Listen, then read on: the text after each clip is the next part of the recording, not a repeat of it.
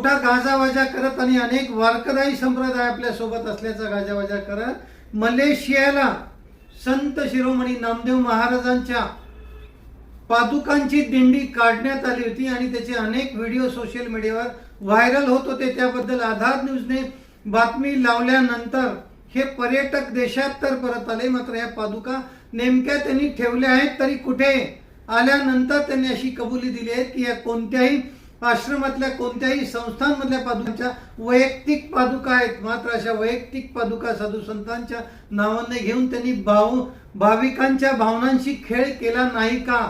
आता या पादुका देशात आल्यानंतर नेमक्या आहेत तरी कुठे आणि कोणत्या संस्थांमध्ये ठेवल्या आहेत की आपल्या घरात कोंबून ठेवल्या आहेत याचा खुलासा आयोजकांनी करणं अत्यंत महत्त्वाचं आहे। अन्यथा ज्या भाविकांच्या भावनांशी त्यांनी खेळ केला आहे त्यांची त्यांनी माफी मागावी अशी आता नागरिकांमध्ये चर्चा